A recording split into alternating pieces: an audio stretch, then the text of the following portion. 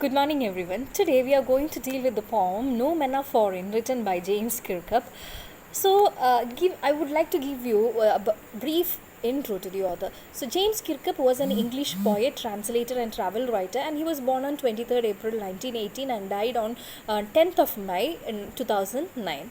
His works include around 40 collections of poetry, 6 volumes of autobiography, and many translations from French. His first collection of poems to be published was The Drowned Sailor in 1947. And the publication of a work entitled The Love That Dares to Speak Its Name described Jesus as a gay, and it invited much controversy and eventually became the last instance of a successful trial for blasphemy. The world witnessed a series of wars during the 20th century, which was a result of a number of myths on the racial superiority and cultural hegemony put forth by those in power in order to differentiate people of one nation from the other, or in order to cultivate a kind of discrimination between the people themselves. So, composed in 1966, the poem is a beautifully written document on the theme of humanity, and therefore it is a protest against the xenophobia, racial hatred, and armfare. So the poem, begins and concludes with the rhetorical assertion. I quote from the poem: "Remember, no men are strange, no countries foreign." Closing the quote. This rhetorical assertion warns the readers about the perils or the disadvantages of separation. Now, in this anti war poem, instead of glorifying the romance of combat or warfare, the poet stresses on the similarity of all men and women around the world, and he tried to tell us that all war is fought by constructing imaginary differences between the people. Title The No Men Are Foreign try to convey the readers that no men belong to another country. That means the poet wants to say that all men are the same and all men are equal. So his aim is to promote the concept of universal brotherhood. The poet wants to tell us that everyone in this world are same, and all men are the same, that they eat, live, and die in the same way. So everyone gets the bounties or the resources of nature like sunshine, land, etc. in an equal amount, and in this way poem can be considered as a poem calling for peace among the human beings. And in the very first line, the poet says that I quote from the poem: "No men are strange and no country is foreign." So he is trying to remove the national boundaries determining the particular geography of each nation, in order to remove the demarcation that separate one country from the another. He feels that only then no country will be treated as foreign. We will feel every country as our land when there will be no borders, and when everyone will be free to move around without any limitations of the national boundaries. So the poet wants to say that the entire earth is one, and all people who live on this earth belong to one human race. Okay, then he says that inside the uniforms worn by soldiers of different countries, human being is the same. So here he says that we feel the soldiers of other nation, or we look at the soldiers of other nation with hatred, because we just see only the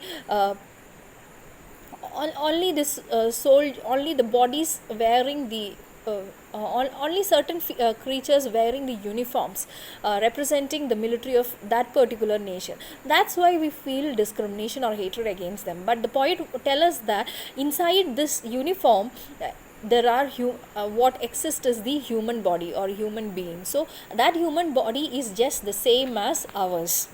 And he tells us that God has made all of us in a similar way, and all birth is the same. The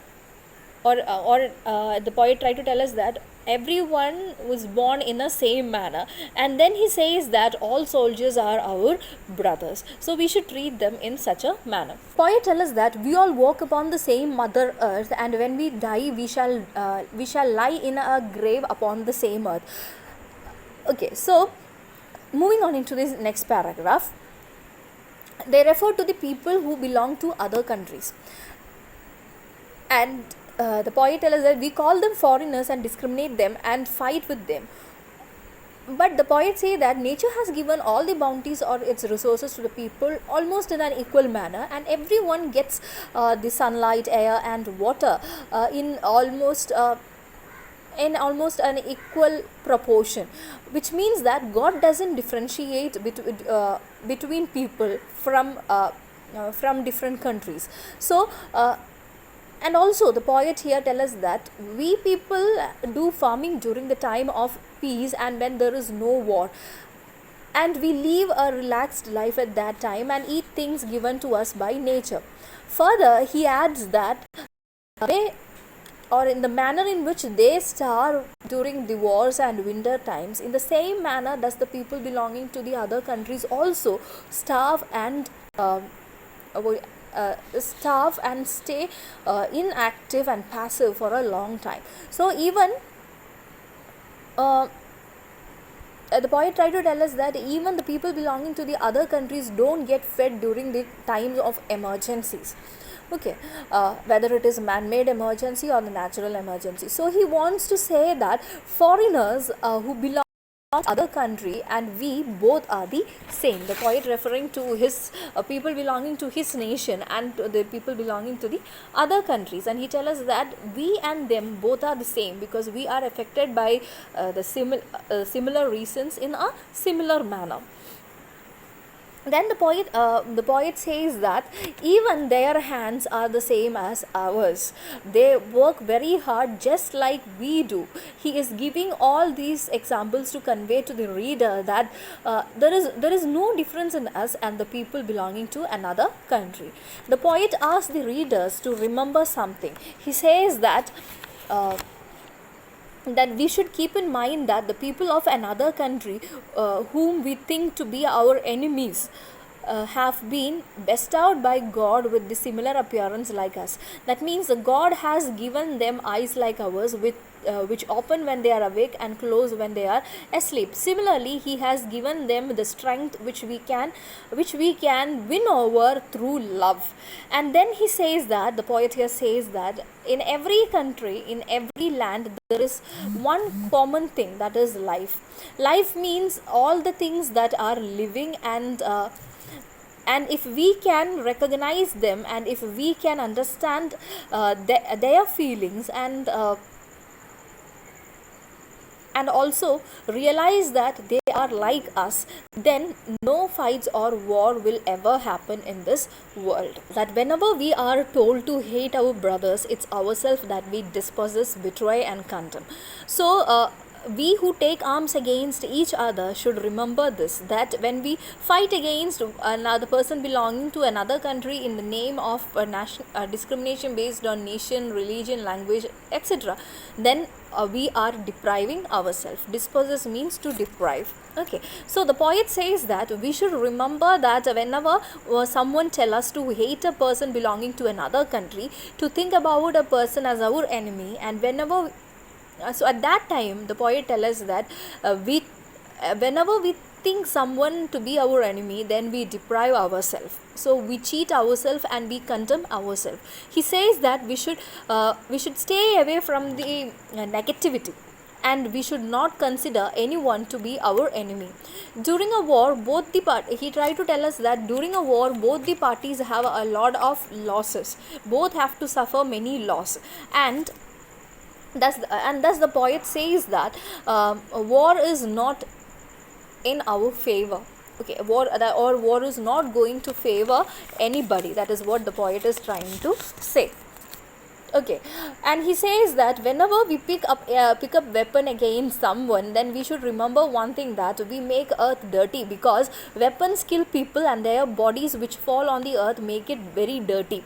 So whenever war happens, it leads to a lot of bloodshed, fire and death. These dead bodies accumulate on the earth and make the land of earth impure. So the fire of war which erupt, the fire of war which erupts, the smoke which comes out, the dust which fills the air, it is so dirty that it pollutes and outrages the purity of the air. So with all these things, the poet wants to give us a message that we should not indulge in war. Finally, he ends the poem by writing the first line in reverse and saying that, remember, I quote from the poem, no men are foreign and no countries strange. Move on into the literary devices used in the poem. The rhyme scheme, the entire poem is written in free verse, therefore there is no rhyme scheme. Alliteration, you can find alliteration, the repetition of consonant sound in two or more closely related words is called, closely placed words is called as alliteration. So in stanza 1, we find that body breathes. There is beneath all uniforms a single body breathes. There is a repetition of b sound. Then in stanza 2, we have winter's wars. Okay, the war's long winter. So the sound v is repeated. Now there is a use of metaphor, and in the first stanza, the word uniform refers to the military of different countries. Okay, or the word uniform represents the military of different countries. In the second stanza, war's winter staff, the war is compared to the winter season when everything is passive. The normal human life becomes passive both during the wartime as well as during the winter. So wartime is compared to the winter season. Now the next poetic device is repetition. It is the repetition is used in the entire poem because the word remember itself is repeated 5 times in the poem. And the first line, remember, no men are strange, no country is foreign. It is repeated both in the first, this is a repeated line, both in the first and the last line of the poem is a repetition.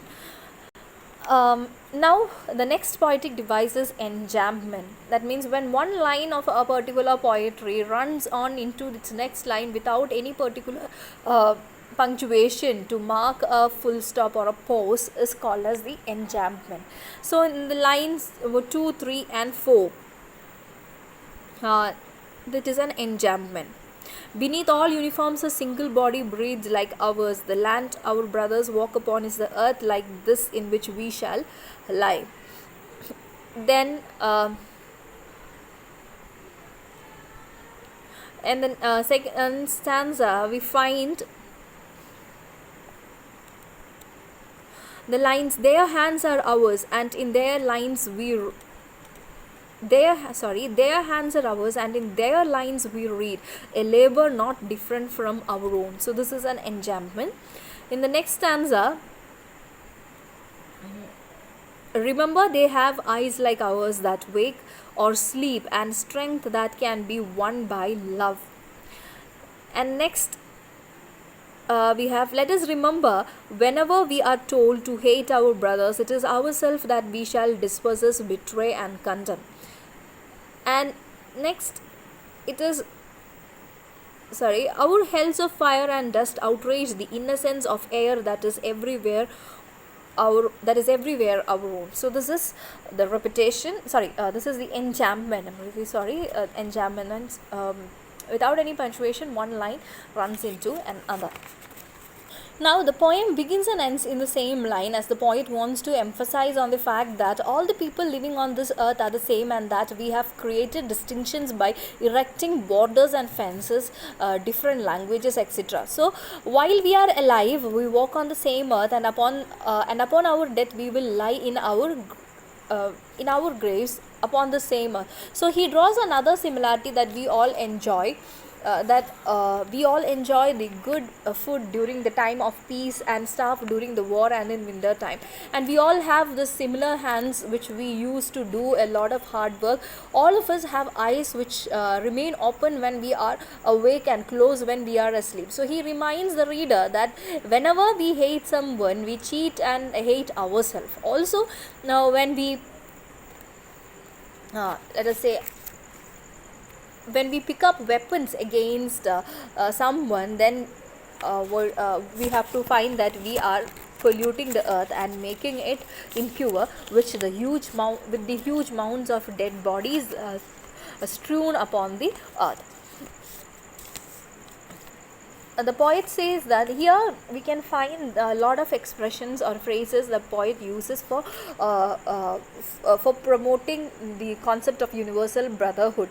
The poet the poet is using a lot of devices in order to stress that the people are all the same. So we belong to one human race. We walk, the phrases like we belong to one human race, we walk on the same earth, we lie in the graves upon the same earth.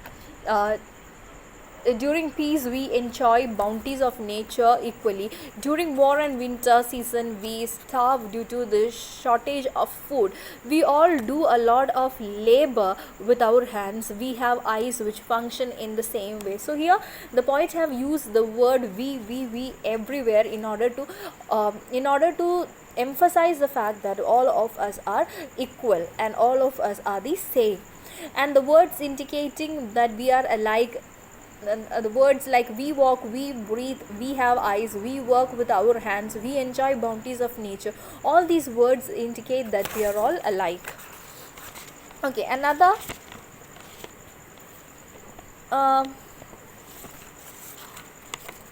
important point that the poet says is that if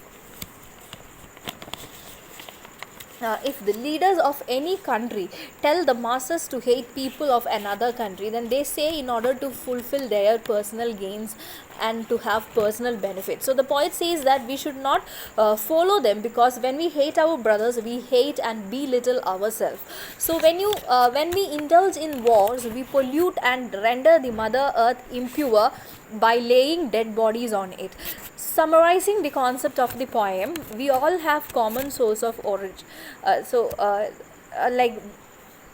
What the concept of the poem try to summarize is this, that we all have the same origin and we all go back to that origin when we die. So summarizing, before winding up the section, I'm just summarizing the concept of the poem. We all have common source of origin and we all depend on the same resources for survival, and we may belong to a different country and speak different language, but we all enjoy the resources of nature. So any division based on the nation, caste, color, creed or religion is baseless, since we all are similar in our basic need of common resources for our life. So the poem is about the fact that all human beings are the same and there is no difference between different people and countries they live in. Therefore, wars and bloodshed that takes place in the name of caste, class, creed and country are futile and must be condemned. The uniforms worn by people in different parts of the world may be different, but the bodies beneath them are the same. The earth that one walk upon is the same for all people from different countries. All will one day or another die and return to the earth itself from where they have come. So people everywhere get sunshine, air, water, all these sources equally, and they too prosper during the time of peace, but have to suffer poverty and hunger during wars, just like us. In the poem, the poet tells us that the people belonging to the other countries, they do the same job to earn their livelihood as we do, and they are built just like us. They sleep or wake up in a similar manner like ours, and they too can be won over by love. Thus human life is the same in every part of the world, and we must remember that when we hate or betray or condemn others or forcibly take away land and property from them, we actually harm ourselves, and our weapons of war make the earth dirty and spoil its atmosphere. So the wars thus cause misery and destruction, and in this way the poem gives us the message of mutual and peaceful coexistence, and warns us not to fight or hate others. I hope this session was very useful for you. This is a very simple poem, so I'm not going to translate it into Malayalam and all, because it's easy. Whenever you read, you can understand it. This is just a fast tracking video upon the urgent request that I came from the students. So no men are foreign. This is a critical analysis of no men are foreign. So I hope this video session would be helpful for you, and please do comment and let me know what portions you I need to cover, and it would be useful for you. So I hope you all study well and prepare well for your exams. Have a glorious future. Thank you, and see you in the very next video.